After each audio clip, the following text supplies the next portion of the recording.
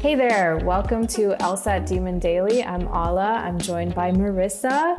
We are both teachers at LSAT Demon, which you can find at lsatdemon.com. Today, we wanted to provide some advice around what to do when your prediction isn't in the answer choices. So let's kick things off here with a question to the wonderful Marissa. Do you always find your prediction in the answer choices, or what's happening here? In a word, no. I do not always find my prediction in the answer choices, but that is okay, right? Predicting is just a super important tool. It's a super useful tool that helps us on all sections of the test, but particularly, I think we're going to be talking a little bit more about logical reasoning today. Yes. But your prediction's not always going to be there, but that is totally fine. And we're going to tell you a little bit more about why. So. Yep, exactly. So one of the questions we got through the LSAT Demon email was asking us about, like, what do you do when you make a prediction, right? You do the work in the passage, you attack the passage, you read the question, you see that it's a necessary assumption question, and you're like, all right, I'm going to predict this, I'm going to get this right. And you're diligent and you're doing all the work and you can't find what you predicted in the answer choices. So maybe we can talk a little bit about what prediction as a tool is here, Marissa, before we dive into like why this might be happening, or the logic behind the question, or to understand what to actually do when you're confronted with a prediction that you can't find in the answer choices. Yeah, totally. So prediction is a tool that we teach here at LSAT Demon. I'm sure we both teach it in both of our classes. I teach a class called Prediction Mode. It's focused on sort of using that feature that we have that covers up the answer choices, covers up the question, and sort of forces you to engage with the passage. So prediction really is a way of ensuring that you've drawn out everything that you can from the passage before you take that leap into the question and answer choices, right? So taking that extra second to say, hey, does this even make sense? Like what this passage is saying? Do I agree with this? Is this flawed in some way? What am I looking at? Where's the conclusion? Is this just a set of facts, right? All of those things are things that you want to sort out before you sort of have that wave of the question and answer choices crashing over you, right? Yep, exactly. The way I put it in my classes sometimes is when you're attacking the passage, you don't have a goal in mind except attack the passage. When you read the question, that's when you get to refine your attack, right? Point it towards something, make it work for you as an answer to the question. And that's usually in the form of a prediction. And then when you find the answer choice, that's kind of like the most concentrated version of your attack, right? It's like the thing that you're looking for. So basically what we're talking about is that it's almost like a meditative way of going through the LSAT. And I think that's what we preach here at the Demon, right? We're trying to get y'all to see that this makes sense, that this is straightforward. It's not out to get you, but you got to do it in this sort of baby steps way if you're going to be able to get through it. And Marissa and I, like when we do questions, this is how we do them. Even now as teachers, like there's just no way we'd be able to teach or get through the stuff that we get through if we weren't taking it on in this meditative state.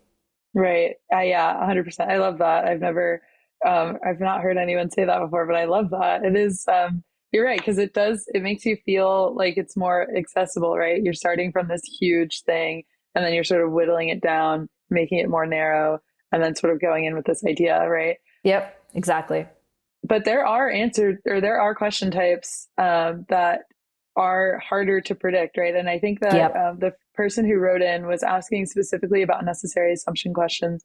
So I was wondering if you could speak a little bit to like what we do with necessary assumption questions, or those kinds of questions that are just trickier to predict.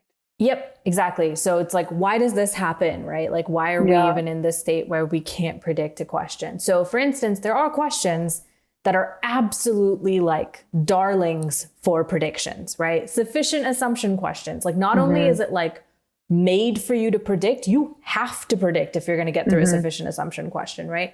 But there are other question types that have more options available to you, is how I would put it, right? There are lots of different answers that would qualify as an answer to that question. So necessary assumption is one. I'm thinking also about like strengthen questions. There's probably lots of different things that could strengthen an argument, weaken questions, lots of things that could weaken an argument. I mean, it really depends on the question, you know, how likely you are to find your prediction in the answer choice. I'm also thinking about like in RC when they ask you, you know, add a sentence to this passage, right? It's quite a few different things they could add. Although all these question types, y'all, they all follow the same sort of, they're looking for the same thing. They're looking for an answer to the question. It's not like you now have thousands of possibilities to choose from. It's not like that. It's more like you still have to answer the question, and your job is to make sure that the answer fits. But the reason why this happens is because there are multiple things. There are many, many things that the author needs in order to be true, you know, to get to their argument, right? And because there's so much to choose from, it can be a lot to choose from for you for coming up with a prediction. It's not like one straight, like A to B. There's a lot more options for you to choose from, which is why you might be stuck in this conundrum, so to speak. Yeah, 100%. And that's the thing, like you're hitting on with necessary assumption questions. Like there are so many things that there are so many necessary assumptions in any given situation, right? Any given sentence. I always give the example in my classes, like if I say I'm going to get a beer with my friend Jamie after work across town, then there are so many things that need to be assumed, right? That there is a place across town to get a beer, that I have a way of getting there, that I have a job, that I'm going to do this thing afterwards, that you that exist. I have a friend, that I exist, that I have a friend named Jamie, right? There's so many things. And so like it might seem overwhelming, but it is good to anchor yourself to some kind of prediction, right? Because that's the muscles that we want you to be flexing.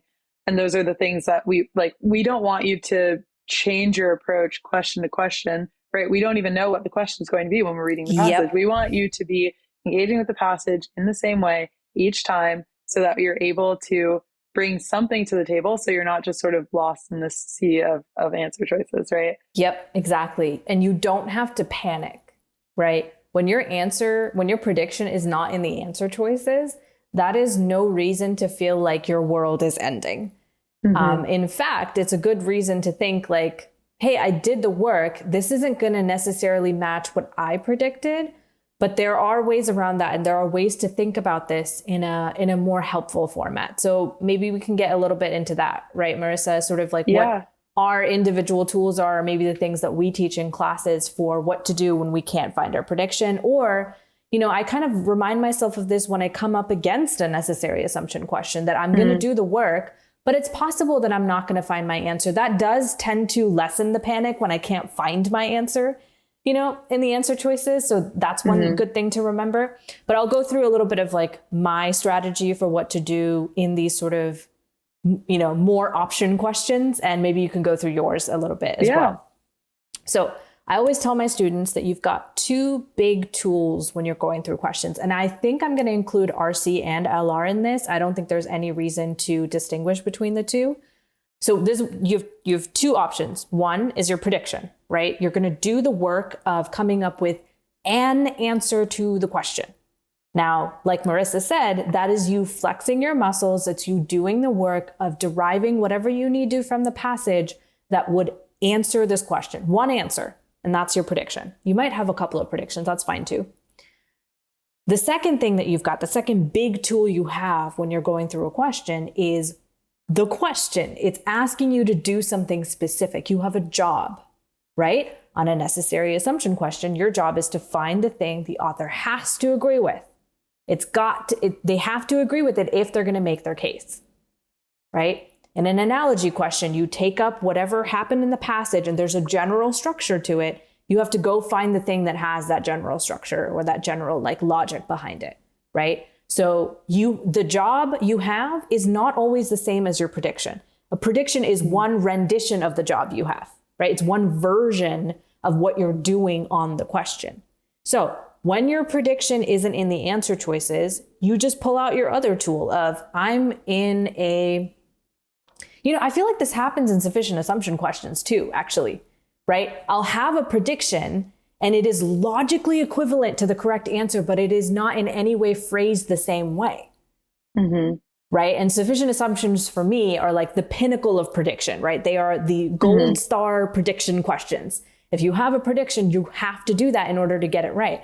But sometimes I will have a prediction and it doesn't match any of the answer choices, but that doesn't matter. I have to be able to see that my job is to find the thing that's going to make this argument win. And even if my prediction is phrased a little bit differently, the correct answer and my prediction are doing the exact same thing.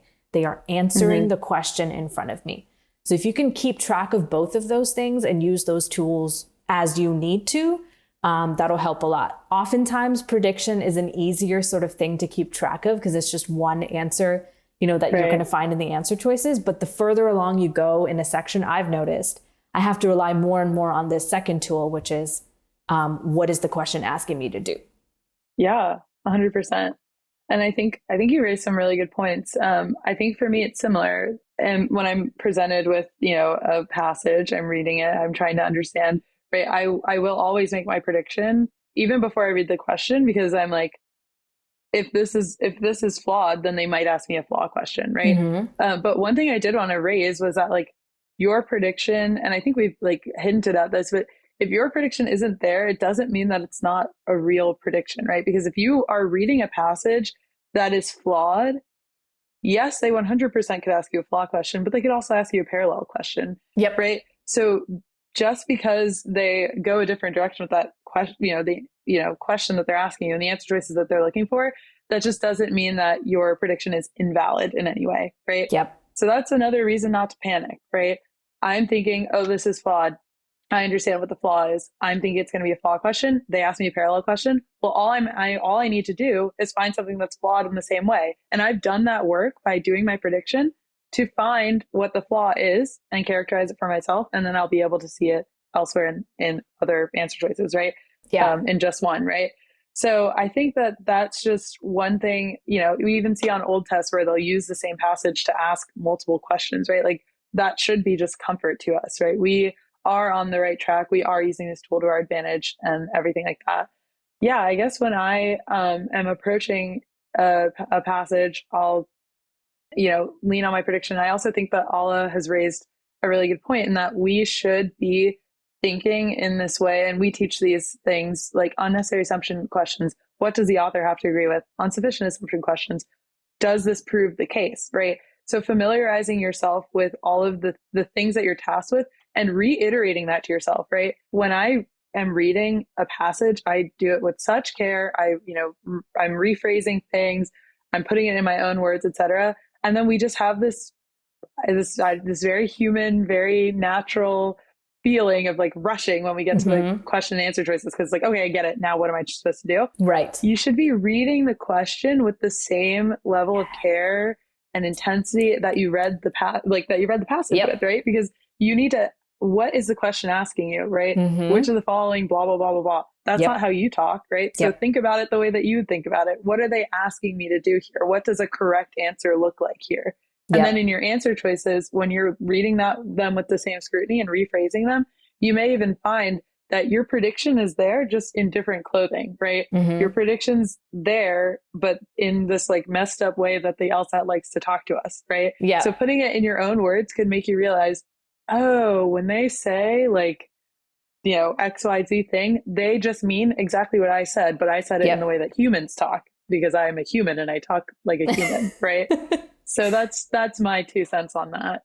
I love that, Marissa. That actually got me thinking about one of the other things that I think we both point out in our classes, which is the power of translating, right? You have to put stuff in your own words. And the reason why is these days I've been saying it a lot in class, which is the passage is sometimes written in like French and the question's written in Spanish and the answer choices are written in Chinese. That's how it feels sometimes. It really does. Which is why you got to use yourself as the common denominator to get through these. You have to put everything into your own words.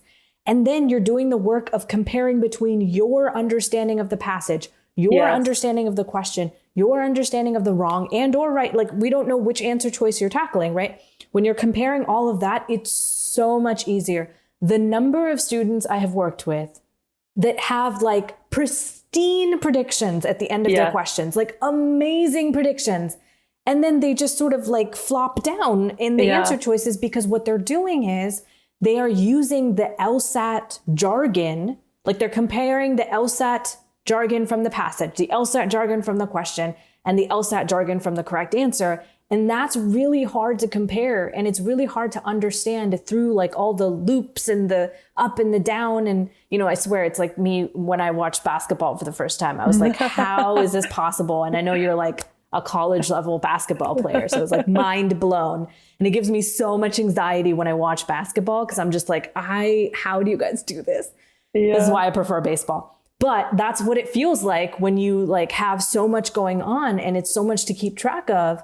If you can put it into your own words, you are making yourself into a machine, right? And that's what machines do. They operate in their own language and they get it all done by comparing like with like. And that's what you have to do.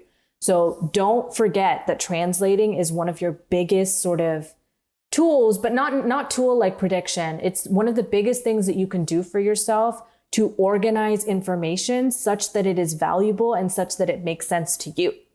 Yes. Yeah. Right. And if you don't do that, right, exactly. If you don't do that, what you're setting yourself up for is your prediction may not be as helpful to you. The job, right, that you're tasked with on the question is not that helpful to you. The correct answer, even if you identify it, you're not going to pick it with that much confidence because you're like, I don't know what this is saying.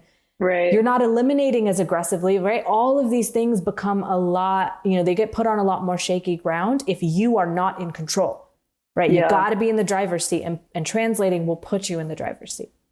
I love that you call it translating. That is such a great way of thinking about it because that's what it is. Yeah. Yep. I even tell some of my ESL students, because I'm from, English is not my first language.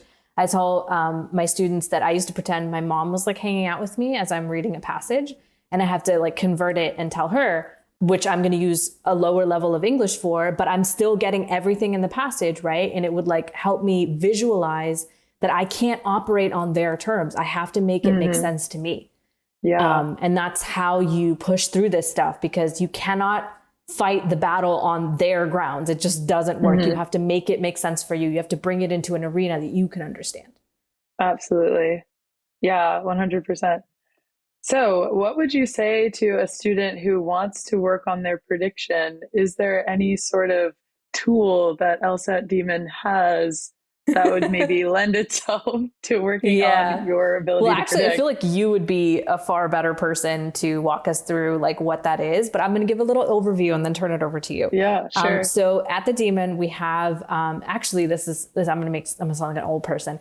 I didn't have this back in my day when I was studying for the LSAT, but the LSAT Demon website and the subscription service gives you access to a prediction mode of drilling questions, of going through questions.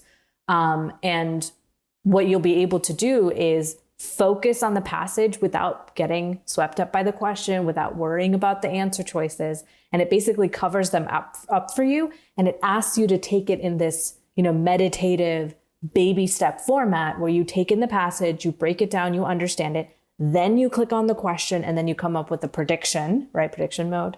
You come up with a prediction for what your answer could be. And then you move into the answer choices to find, what you're looking for. And it basically slows you down with a purpose, which is to get the question right. So Marissa, anything to add there? And like, sort of what do you, maybe also about like what you think the prediction mode, like gives students an opportunity to learn? Yeah. Well, I think you characterized it perfectly. I think that prediction mode just gives you a chance to trust yourself and your own understanding, right? I've interacted with students who have said like, oh, well, I don't know if this is flawed or not. I'm like waiting for the answer choice to say the flawed reasoning or whatever. And it's like, no, like trust yourself to know if this is a flawed argument or not, right? Trust yourself to understand like what is going on in the situation, what they might be able to ask you, those kinds of things, right? I think prediction mode is just like such a valuable tool because you don't even know how quickly you're flying through some of this stuff, and that level of accountability, I feel like doesn't exist when you're studying by yourself, right? And so unless you're sitting there reading out loud to somebody else and they're like, whoa, right? No one's going to tell you to slow down. Yeah. So I have to I will plug prediction mode all the time forever because it is just like, it's just a great tool to have in your pocket to learn how to trust yourself, learn how to make solid, strong predictions. And like, yeah, just learn how to engage with the passage in a way that's beneficial. So Yep. yeah, that's all I'd say. Yep. The way I used to think about it, and I say this to my students now, and I'm certainly guilty of it from my own early LSAT journey, is like there's speed bumps all along the way in getting questions and getting through passages. And the students that don't predict and the students that are going way too fast, they're like flying through the speed bumps. Like they're hitting them and then going like into the air for multiple seconds before they come back down. Right. And they're not noticing, like they just don't have like, they don't have sensors for that kind of shock. Yeah. Right. And they don't notice until they're like, into 15 questions and they're like, oh no, like something's not right here. Yeah. I mean, I feel like, in tutoring, I feel like, and, in class and things like that, when we know now, because, we've been doing this, but we'll hear someone read and we're like, whoa, like right. it literally Yeah, feels like a getaway car. Like we're like, whoa, slow down. Where are you it's going? Like a getaway car. Yeah. It's like, you don't need to, relax, right, Right. Would cops even like chase a car like after a bank robbery if it was like driving like grandma? Probably not. Right. And that's how we drive the car on the LSAT, right? Suspicious. We stop at every stop sign. We slow down at every speed bump, right? We drive like 15 miles an hour when we could be driving 25 miles an hour. But the thing is, it allows us to get to the end with confidence. It allows us to I honestly feel like towards the end of my prep, it became meditation for me because I was doing it with the rhythm of understanding, of processing, of being able to take the LSAT in, as the expert. And I think this confidence thing you brought up, Marissa, is super important here, right? Because that's what sometimes I feel like students lose when they don't find their prediction in the answer choices, because they kind of throw the baby out with the bathwater. They're like, all right, my prediction's out, my confidence out, there goes my self-worth, right? And they just like start checking everything like it's an emergency.